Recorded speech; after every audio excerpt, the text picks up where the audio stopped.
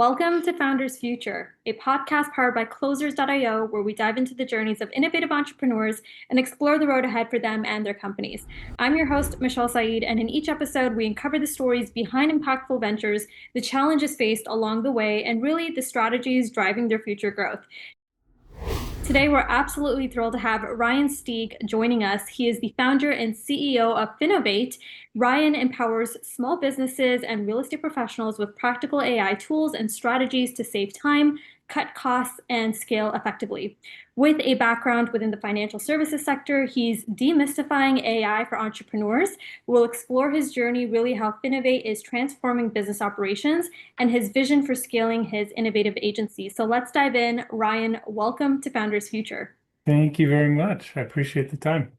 Absolutely thrilled to have you on. So let's kick things off for the listeners. Take us back to the beginning. What specific problem inspired you to actually launch Finovate?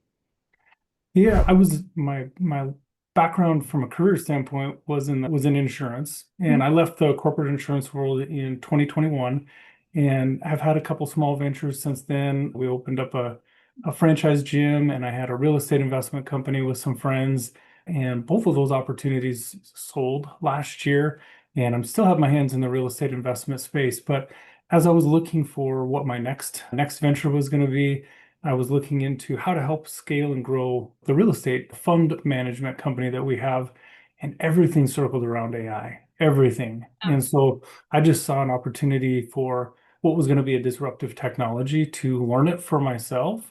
And having a background in several different businesses, I just knew that it was a tool that I wish I would have had and that I'm still learning myself. So I figured that was a value that I could add to the marketplace, is helping small businesses and entrepreneurs learn an entry point for AI. So I took a chance, and this is where we're at today.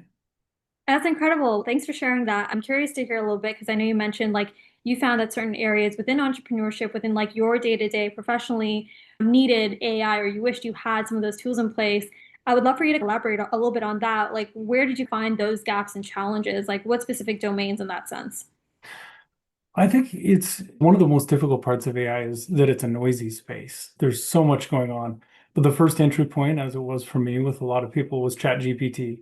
And so it was just a spark for content and helping with ideation and different things that aren't naturally my strong suits. And that was my entry point into learning more about AI. And as I got into the space, there were so many different things that were either being modified by AI or being totally revolutionized by AI. And so as I started to explore that, I just found different use cases for myself.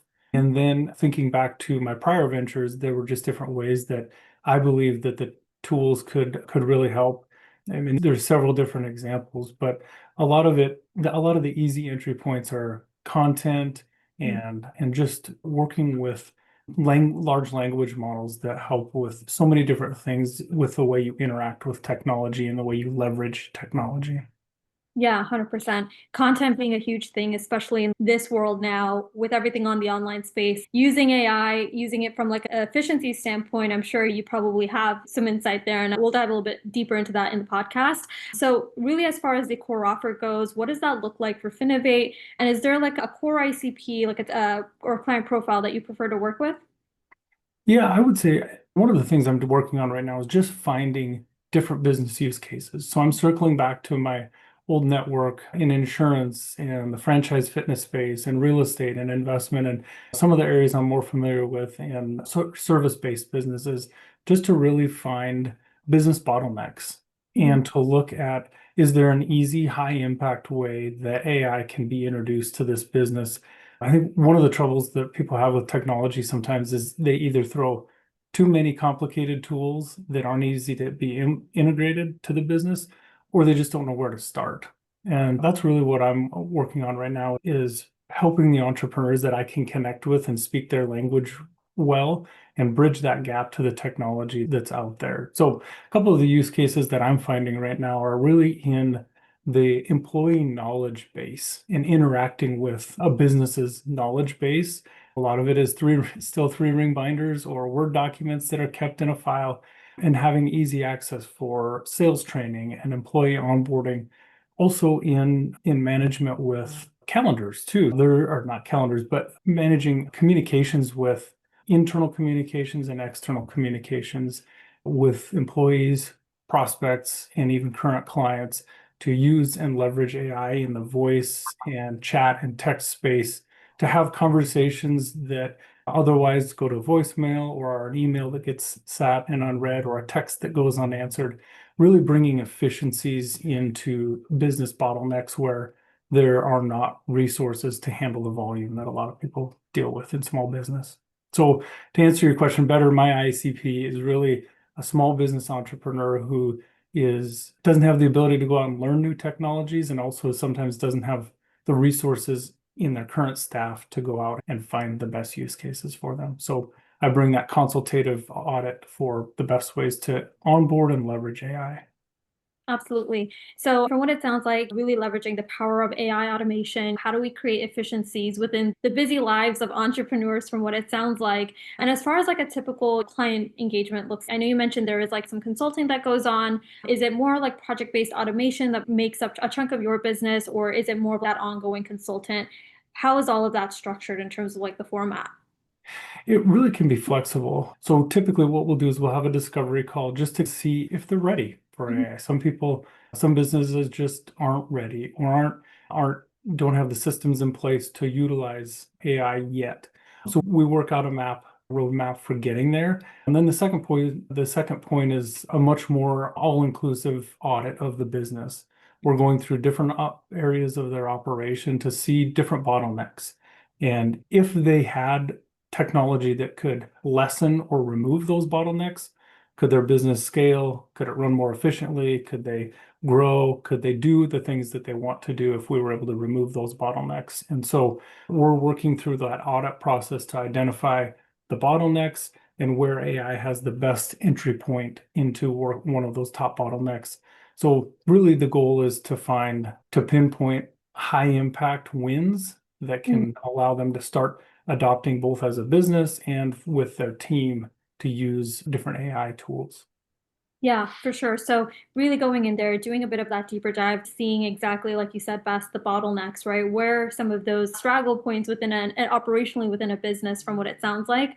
Now, building on that, I'd love to hear a little bit about your vision as an entrepreneur for scaling growth, what that looks like, especially with your fulfillment model. There's a lot of tailoring probably involved working with clients. How are you thinking about evolving your offer in a way from a productization standpoint to where you can keep it still effective and manageable? What's your process there? What's that next step?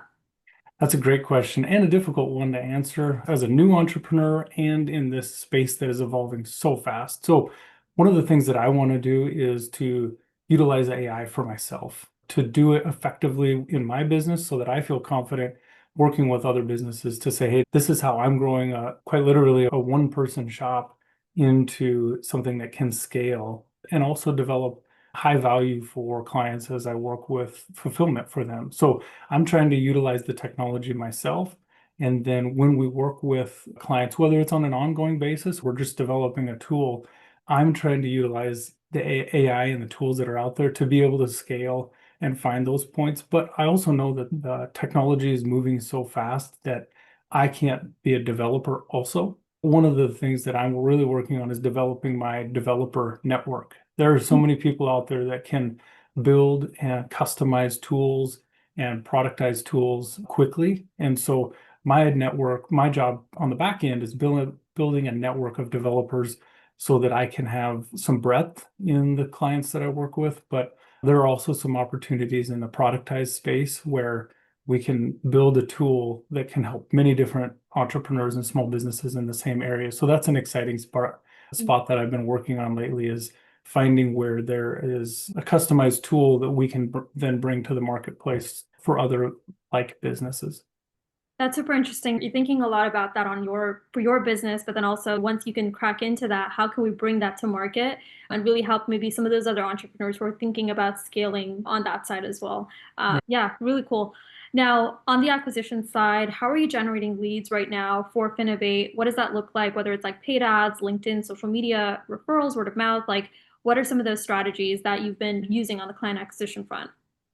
Yeah, on the client acquisition front, it's been a mix of, because I'm a new business, it's been a mix of warm network, which has been great because I have some reach in different areas. And so it's given me some different market business use cases.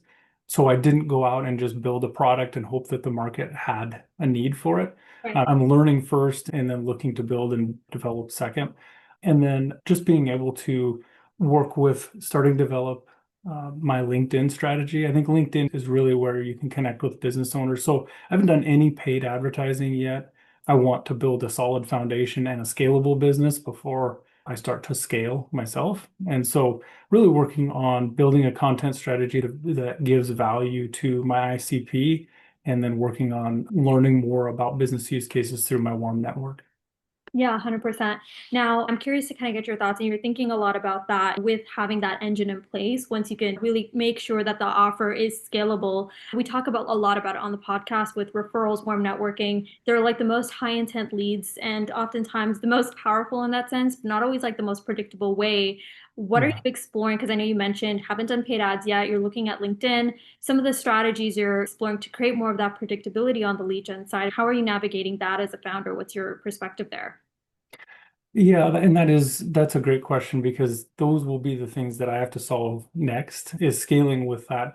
So one of the things that's been helpful doing it this way with LinkedIn and referrals and my warm network is understanding what can be scaled. So if there are quick, easy wins, those I feel confident I can fulfill. And when it's more customized, that's where I have to go out and build that developer network so that I can build custom tools and do that at scale. I won't be able to build at scale. So I'm trying to find those use cases where I can be the one-stop shop for businesses, and then also where I'm going to have to outsource and be that liaison between the customized builder and what that business use case is. I'm trying to figure that out so that I don't build a model that isn't scalable as it scales. I'm really taking a slow and methodical approach to make sure that the amount of leads that I have coming in, that I'm not just trying to grow that prospect list to grow it, that I can deliver value in a timely manner and efficiently as I do client fulfillment, and then I'll be able to understand how fast to push that acceleration scale. Yeah, 100%. And more on like the mechanism side of things, I'd love for you to kind of share with the listeners what's been working well or what's not been working well with that as you're looking at really productization and really looking at ways to really get that core message out there, really make sure that resonates with the audience, especially in a niche like AI where it is pretty saturated. There's a lot of competition. What's been your experience as a founder there? One of the things that it doesn't come natural to me, it isn't easy, is just asking for referrals. Yeah. Um, and I think a lot of people, what I'm seeing in the AI space is there is a lot of competition. There's a lot of competition from a product standpoint and then from a kind of a consultation standpoint. And I think that one of the questions you asked earlier is really developing your ICP. And I feel like I have a few ICPs, but to be able to do this and run this effectively as a business, I'm sure you have to speak to your ICP because when you try to be something for everyone, you're nothing for no one. And so that's where I'm trying to take it slow and methodical to really find out where there's an opportunity. I really want to help everyone, but I know that's not a scalable business. And I've had some exciting conversations via referrals and LinkedIn referrals where I believe that I'm honing in on a couple different ICPs that I can really deliver value. And I'm finding that there's a wide scale of people who in their adoption to AI. There are some that have really taken a deep dive for themselves and pulled it into their business. And there are some that just say, hey, yeah, I've logged into Chat GPT once or twice, but I really don't know what to do. So there's a really wide scale. And I think that the biggest need right now is in that early adopter phase. They're open to it, but they haven't explored it just yet, or they've reached out and there's 42 tools and they don't know really which one makes sense and why, and not taking the time to do that. Really just trying to craft an offer that speaks to something that I can scale and that resonates with high impact value that I'm delivering to the clients. Yeah, 100%. It's interesting though, because with a lot of your intentions wanting to go after the early adopter market, we talk a lot about it. We've had a lot of guests on here say that sometimes there's like that lack of problem awareness, even to begin with early Yeah. adopters. Some of them, they think it's just ChatGPT. They don't know about Grok or some of the other AI tools out there in the market. What's been your experience with breaking that barrier or trying to in that sense? How has that been? I'd love to get your thoughts there. That is one of the interesting bottlenecks right now is I'm finding some business owners really feel like it's difficult to let go of the personalized outreach with clients and prospects. And so AI feels too futuristic, too hands off. And there are nerves around that, and justifiably. So that's one bottleneck that I feel is takes some time to crack. The other one is just the time element, right? You're in a little bit of a catch-22 as a small business where you don't have the time to find the time to create the time. And Yeah. so between a little bit of apprehension around taking away the personalized part of their business to scale or finding the time to create the time are some of the apprehensions that I see in a lot of the conversations that I've had. Yeah, yeah, definitely. Now, with that being said, I mean, on the sales front, how is that process like for you, especially as like a founder still starting out, looking at scaling? Is it just you right now, like having those conversations on the sales side, doing all the closing, or do you have a team in place handling some of those components? How is all of that structured right now within Finovate? It is just me right now. And I think one of the exciting things for me anyway is to see how I can scale a business by myself. This is not my first business, and it's one that I want to create as a lifestyle business so that I can be highly valuable to my clients, but also have a lifestyle business to where it's not eating away at all of my personal time the way that prior businesses have done. So it's a little bit of a self challenge for myself and a way to try and have those conversations. I'm really trying to find a way to leverage AI in those conversations and also keep that personal touch. And I think that's every business owner's challenge right now is to leverage the technology in a way that to some people feels less personalized, but also to be able to have those one-on-one conversations that you need to. So I'm finding that I'm learning a lot more about both the business attitude toward AI and how AI is developing by having those conversations and the interactions on my own to help understand the barriers too. If I wasn't having those conversations, I wouldn't necessarily understand all the barriers to the mindset and or the apprehension around stepping foot into AI. Yeah, 100%. Really, I think that's important that you mentioned that is like that personalization aspect. You're not just shooting in the dark when it comes to like really connecting with your prospects, really having those conversations on that front end, leveraging a lot of the AI, especially to see what those patterns might be. Then there's usually like a core set of problems that your ICP is experiencing. You wouldn't have to necessarily think outside of the box. It wouldn't be different. Thinking a lot about that on that side. And then as far as your vision for the next 6 to 12 months with Finovate, what does that look like for you in terms of growth? Do you have any like revenue targets, performance milestones you're looking to hit? I would love for you to paint that picture for us.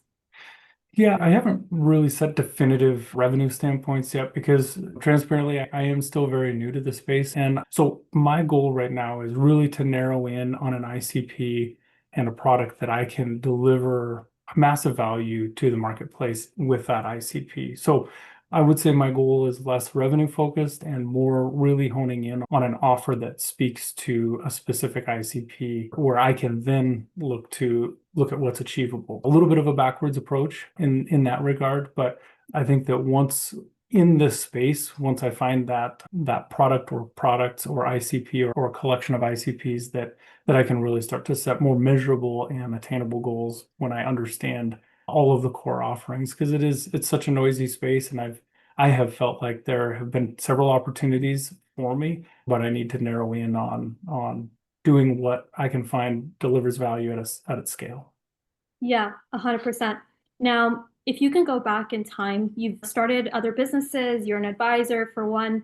What's like the best piece of advice you would give to like your younger self just starting out? I being okay with jumping past scared. I think that this has put me into a unique, I've been in different business scenarios, but it's put me in a unique spot where it's me and it's only me, and I'm a bit vulnerable in a spot where I'm still learning the AI space. I feel comfortable in business conversations and having those, but I'm trying to have a product offering in a spot where I'm still learning.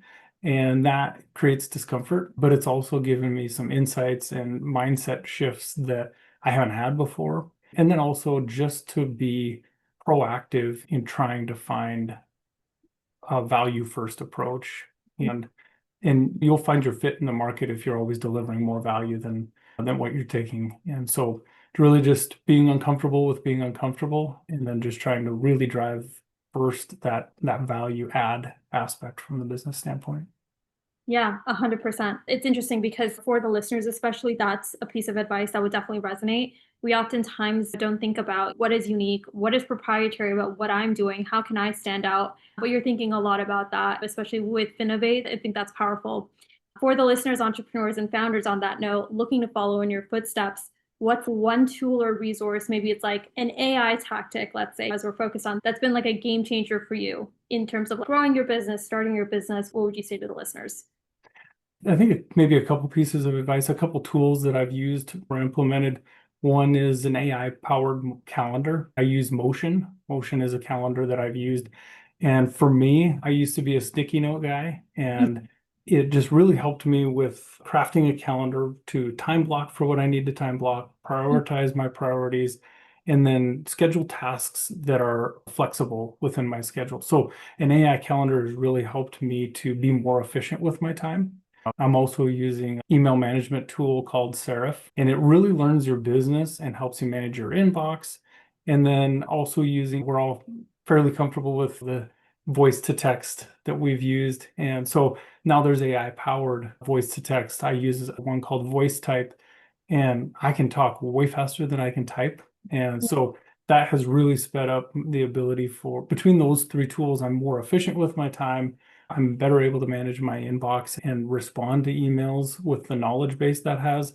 And then voice to type technology has helped me speed up the communication. And outside of that, the chat GPTs and Claudes and Groks and stuff, I'm really finding new use cases every single day with those. So just exploring, but also not getting too caught up in the rabbit hole that AI can be with all the tools and stuff. So find a tool, implement it, and find the next and implement it and maximize the value that you can extract for your business or for you personally with every tool. So it's a new learning experience every day.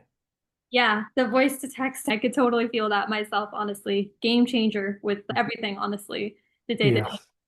Yes, absolutely. I want to get up a hypothetical last question. If I brought a genie in the room, you rub the lamp, and now you have all these unlimited resources, what would you implement immediately to accelerate the growth of Finovate or maybe even solve for hindrances, bottlenecks, challenges as a founder?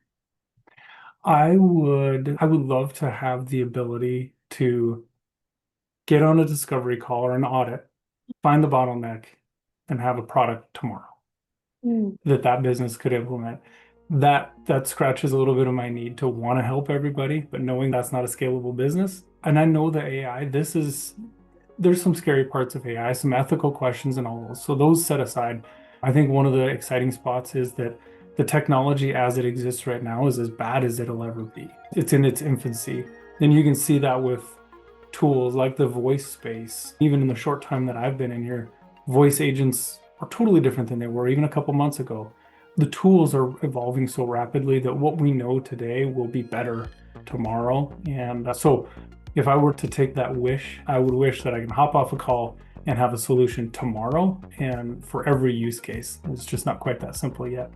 Yeah, absolutely. Yeah, it goes back to what you were talking about earlier is like, how can I give value, right, to my ICP? How do I create that offer that can allow you to scale? So yeah, no, I love that. You're thinking about it in all the right ways. And then what's the best way for potential clients, the listeners to reach out to you? Feel free to plug that in before we do wrap up. All right. My website is finovateagency.com, but you can also find me on LinkedIn and book a call. I'd love to have a conversation and learn about your business and how AI can help. Awesome. There you guys have it. That wraps up another inspiring episode of Founders Future. Ryan, thank you so much for joining us today, sharing your journey into building Finovate. We're excited to see the runway as you head into the latter half of 2025. To our listeners, if you enjoyed today's episode, don't forget to subscribe to Founders Future wherever you listen to your favorite podcasts. You can also find some more resources and insights at closers.io. We're dedicated to helping businesses accelerate their growth through trained appointment setters and world-class marketing systems. Until then, everyone, keep climbing, and we'll see you all on the next one. Ryan, once again, thanks so much for joining us.